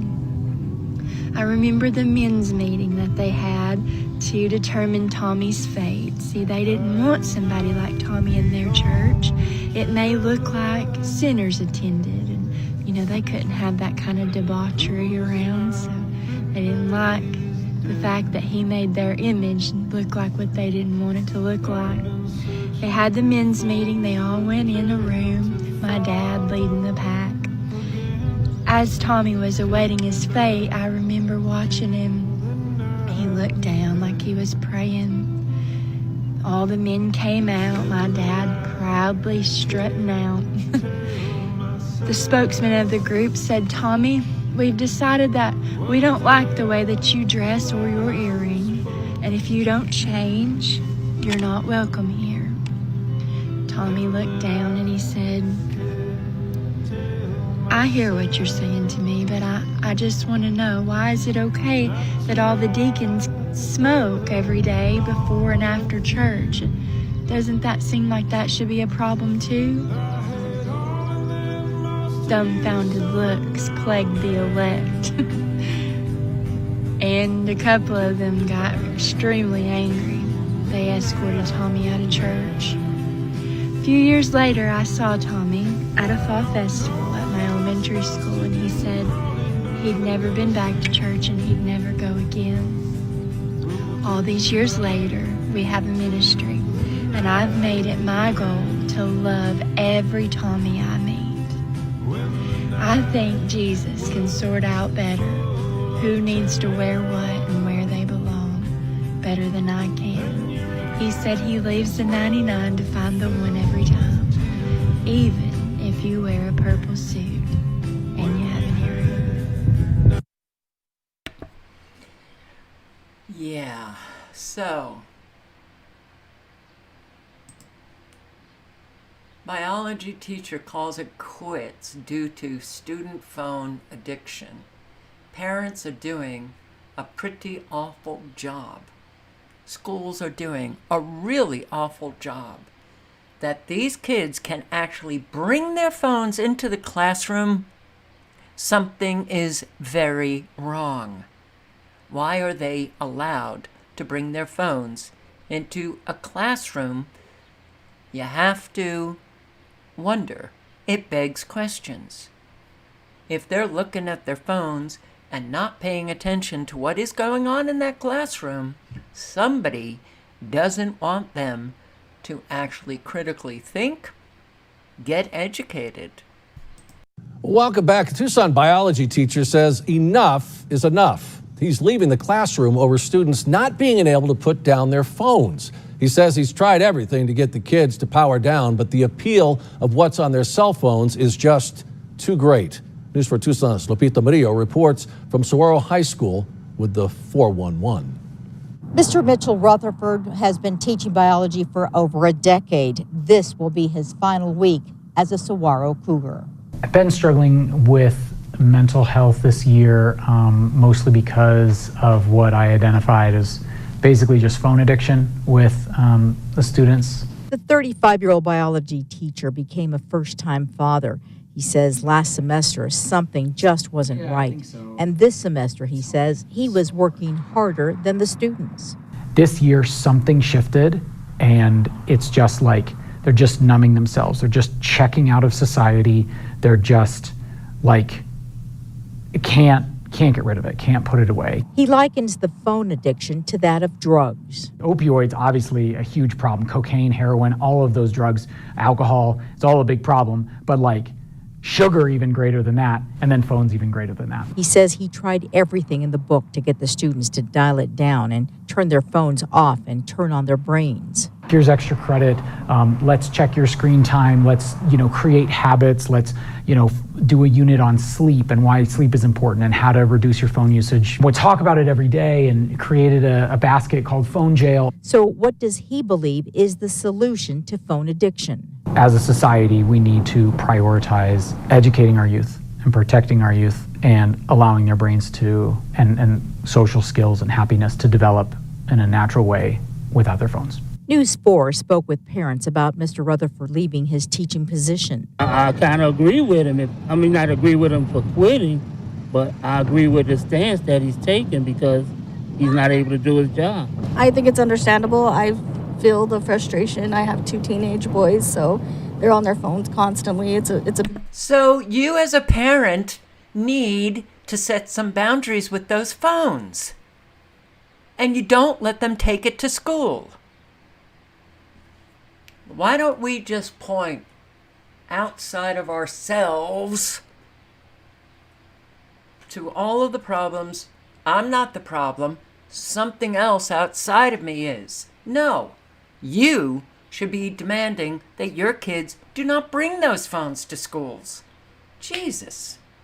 And could we stop the fighting here in the chat? It's so annoying. A big distraction. Mr. Rutherford's last day is Thursday. He says it's bittersweet, but he knows it's the best decision for himself and for his family. He eventually hopes to get his PhD. Reporting from the east side, Lupita Murillo. Tucson, Arizona. So, this is a video that I'm going to play a few minutes of. Oh, I'm subscribed to Dr. Les Carter on Never Lose Truth. 10 indicators that a person cannot be trusted. And do they come across these? They're supposed to be telling you what he's talking about, but most replayed.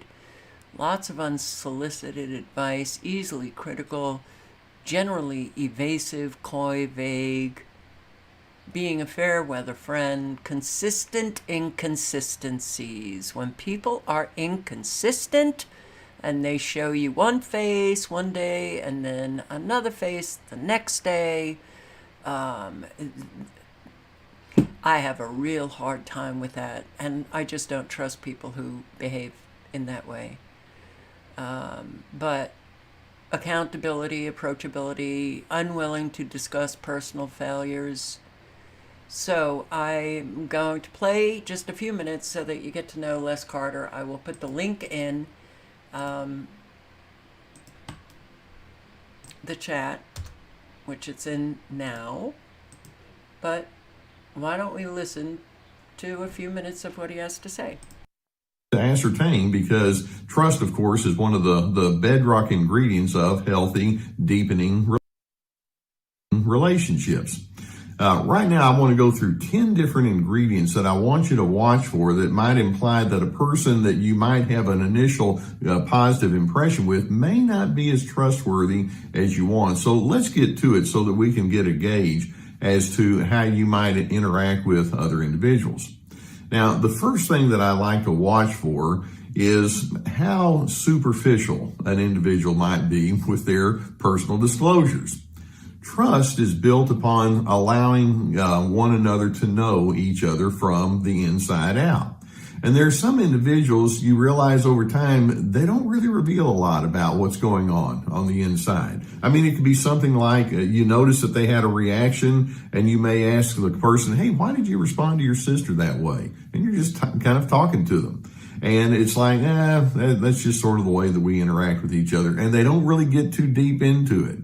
Okay, what they're doing is they're saying, I don't really like to engage in personal vulnerabilities. I don't like to talk about what's on the inside of me. And it can be all sorts of other kind of things. It may be why they work on a project as diligently as they do, or why they don't work on projects, and what's going on in their thinking. And they just continue to give you superficial responses. That's their way of saying, don't get too close to me because I just don't do that kind of stuff. A second indicator that a person might not be very trustworthy is there are some individuals who just seem to have an inability to learn from their mistakes. You know, you've heard it said you can tell you can learn a lot by the mistakes that you made. Well, many individuals who are not really trustworthy, it's like, I don't like to talk about my mistakes. I don't want to admit that I make mistakes, or if I do, I'm going to brush it off. And you notice that they tend to do the same negative or inappropriate things or non-productive things over and over, and they don't receive direction well at all. And this is their way of saying, I just want to be an island unto myself. I don't like to exchange and engage in an insightful way with other individuals about who I am. And I'm thinking, okay, good to know. A third indicator that a person might not be terribly trustworthy is individuals who give lots of unsolicited advice, but then interestingly, they tend not to be all that eager to receive other people's input. For example, when something happens, that individual may say, well, you need to do this, or I think you ought to try such and such, and they're very free in letting you know, here's the way I think things ought to be. And yet, when it comes time to doing some brainstorming where you think, well, there are a lot of different angles we need to look at here, it's like, no, I already told you what you need to do. And they don't really go much deeper than that. Unsolicited advice is their way of saying, hey, look, there's one person in the room that kind of knows things. It happens to be me. Why don't you just do what I tell you? And then that leads to a fourth indicator that a person might not be trustworthy when you pick up on the fact that they can be easily critical. You'll notice, I mean, we all have some things that we don't like or we don't care for, and we may comment on it here and there, and that in and of itself isn't necessarily a huge red flag. But there are some individuals who do that way too easily. It's like whenever they see something, it's almost as though they're obliged to say, let me tell you what's wrong with that one. Or this person over here, let me explain to you how defective they are. And they go to that place of criticism far too willingly and far too easily. And it's just one of those over and over kind of things. And of course, I'm thinking, okay, I'm probably next. Or what are they saying about me behind my back? Criticism is an indicator that trust is not something that you want to necessarily hand over. A fifth indicator that a person might not be fully trustworthy is that they can be generally evasive or coy or vague in terms of revealing their plans and their activities. For example, it may be that you'll say something to the effect of, hey, I've got thus and such going on this weekend. What about you? It's like, I'm not really sure. And then you realize, that I'm not really sure seems to be a very consistent response that they give over and over. And you don't really know where they're going or who they're with or what they're up to. That's their way of saying, I want to keep a tight control about how much of me that I reveal. And you just don't really need to know that much about me. Okay, another thing, good to know. A sixth indicator that a person may not be fully trustworthy is that they can be fair weather friends. Now, when I say fair weather friends, they're there for the good times when the games and the laughter and the pleasantness and the food is good and all like that. When all of that is there, it's like, yeah, sign me up. But then in the midst of difficulties or strains or troubles, it's like, where did they go? I always say crisis reveals character. When you're in your moments of crisis and then someone shows up and says, here I am, how can I help you? Okay, that's somebody I can trust. But when you're in a moment of crisis or there's a difficult thing that you're wanting to process and it's like, I don't know if I want to go into that. It's like, okay, so what you're saying is let's keep things shallow. I'm catching on. A seventh indicator that a person may not be fully trustworthy is people that have consistent inconsistency. Do you notice? Do you know of certain people that they may say, "Okay, I'm gonna do such and such this weekend," and then the weekend comes along. It's like, I thought they said they were going to do that, and they didn't. Or I'll give you a call tomorrow and then check on things, and then that call never happens. Or they make plans and then they're constantly late, or they don't really follow through on things, or they wait till the last minute to get things done. That's what I'm talking about when I say consistently inconsistent. Trustworthy people, their word is their bond. Some individuals, it's like, well, my word, it's fluid. I'll follow through if and when I feel like it. That's a sign of lack of trust. An eighth indicator is the routine mismanagement of anger. There are going to be circumstances where you can feel frustrated and tense and agitated, and sometimes you can just get downright angry. That just doesn't shock me that somebody has moments where they have their anger. Now, what I want to do is I want to watch and see, well, how do you manage that? And when people go straight into the rudeness or the condescension or the forcefulness and the harshness in their anger, it's their way of saying, deep down, I really don't respect people, especially if you disagree with me. All right, so you're going to have to watch the end of this. The link is in the chat to hear about the last two. But it's very easy once you begin to learn about a little bit of human psyche and psychology and human behavior, you begin to see things a lot more clearly. There are indicators that people put out all the time. throughout my life, adult life, they've been called the red flags that an awful lot ignore. I ignored an awful lot of red flags. And yeah, you know, then you get into talking to people and they claim that they want to work on what you see as red flags. And it's bullshit. They say one thing one day and then the next day they're off as if they never even said what they said the day before. They just don't remember.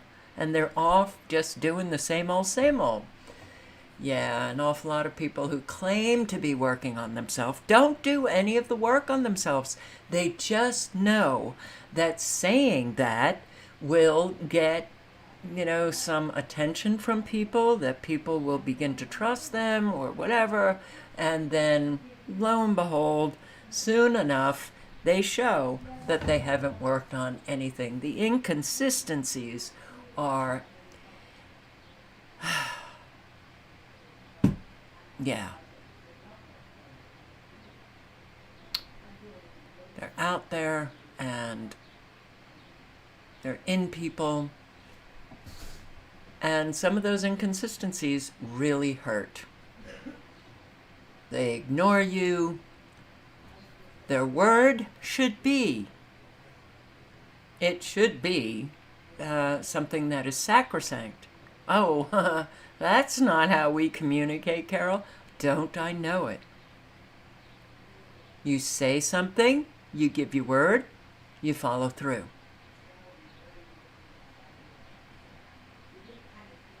That's how you become a trustworthy human being. Not a whole lot of people care about that enough.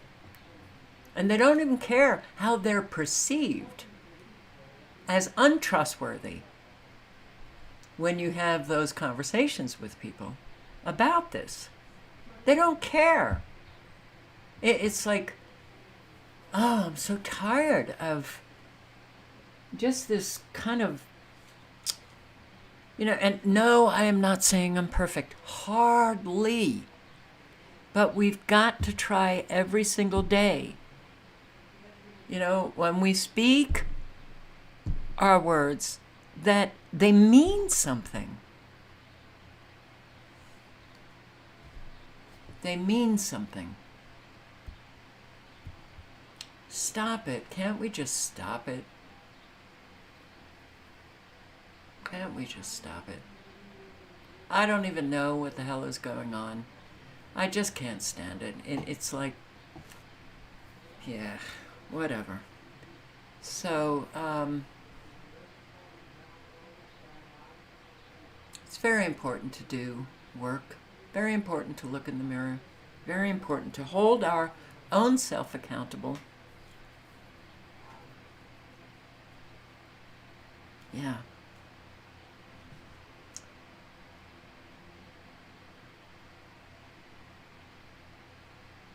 I will post the link to these videos, Subliminal Mind Control.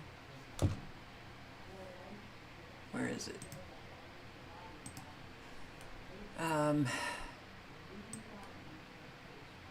Subliminal Warfare, the Y files.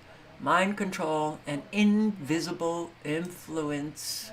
It's out there and it's influencing people, and it's influencing hard those people who don't know who they are.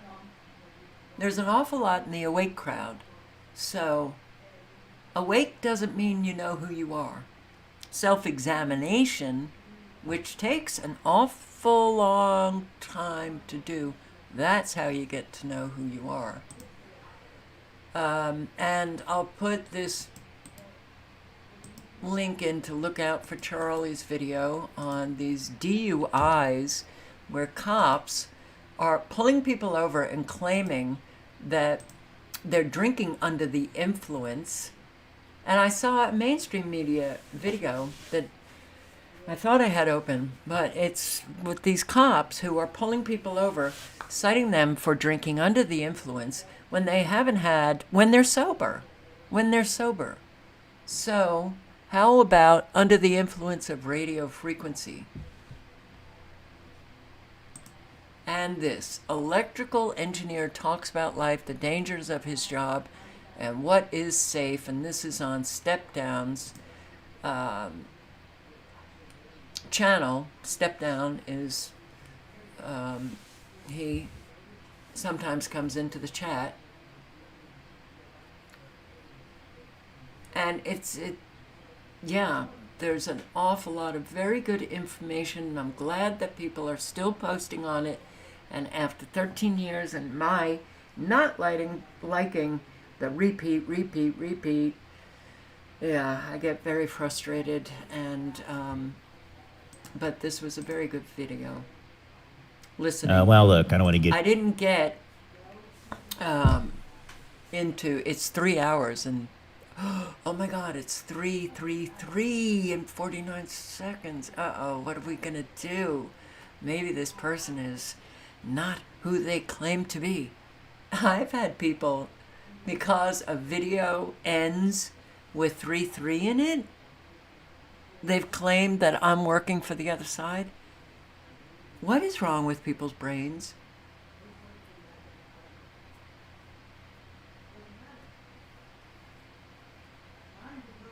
Wow. Pulled over recently and I didn't know anything. I did anything wrong. He said I swerved. Yeah, well, unfortunately, the dangers that we are now faced with are coming at us from all different directions. But I do want to say that just listening to the first 35 minutes, it's a good video. Oh, and I'll, yeah. Here is, I'll post a link to this video. So, a lot of people throughout the years have said that smoking, the nicotine, is actually preventive of a lot of diseases, Alzheimer's, Parkinson's, autism, and it's an interesting listen here. The primary antidote is, and referencing in the documentary, is how nicotine from the beginning was the antidote to COVID-19. And so that's what the antidote title references. So I have actually been asked to fly around the world. I have literally just got back from London a month ago. I've been asked to go to Belgium. I just got invited on Friday to go to Ireland and speak. I've been invited to go to South Africa and speak. I'm all over the place educating people with this really exciting topic. I didn't realize so many people were going to be excited, but it is, what else do we not know about nicotine? Because we've all been told our whole lives, including you, Laura Lynn, and all of your followers, it's a very hard thing to break when you've been indoctrinated and pounded 24 hours a day with a lie that nicotine is addictive. And just so you know, your audiences will be shocked by this. I continue to shock the world, it appears. Nicotine is not addictive. In fact, all 7 large tobacco giant CEOs in 1994 were asked to come into the United States Congress and in the National Capitol building swear under oath, and I have it in my presentation at the Dr. Ardis Show, swear under oath that nicotine was not addictive. And in April of 1994, all 7 of them, in a 25-second clip I show in my presentation, nicotine is not addictive, nicotine is not addictive. And then the FDA 4 months later came out and lied to the whole world and said, we don't care what the tobacco head said, nicotine is addictive. All right, so nicotine itself might not be addictive, but what they add to that tobacco might be the addiction. You know, I grew up with smoking parents. On occasion, they had parties where everybody was smoking. I grew up at a time when people smoked inside, and for some strange reason, the smoke didn't linger and cause apartments and homes to reek of smoke. Yeah, I think that's right, Cecilia. So, there are an awful lot of very toxic ingredients that they put into tobacco that I think is causing the addictions and causing a lot of the respiratory problems that people have.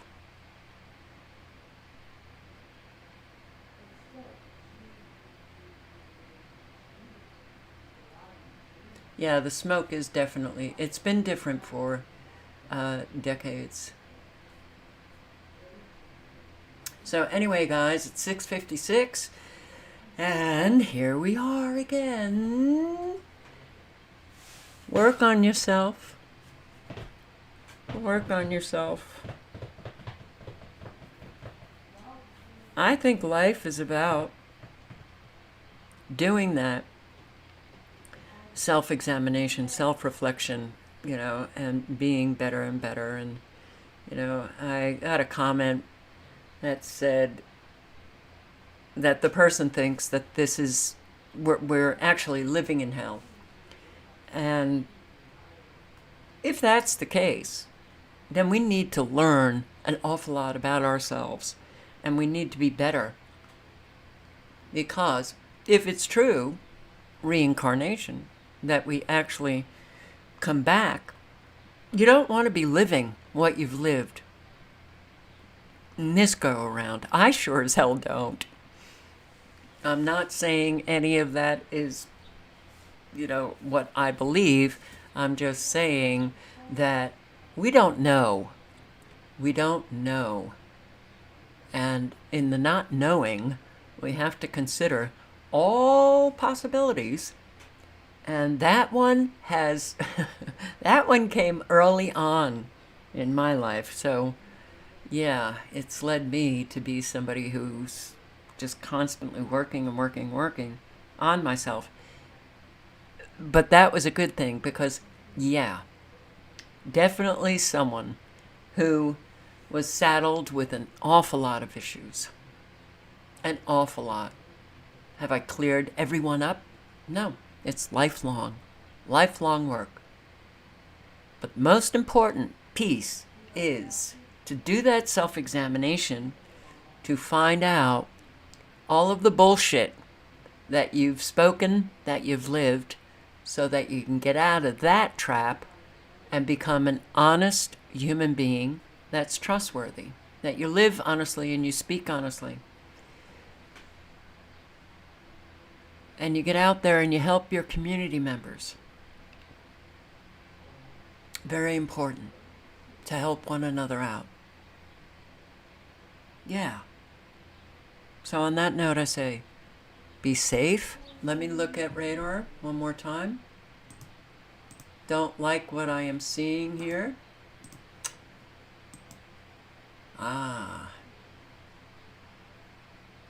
supercell soldiers they're just about making their way into Nebraska now. Let's see.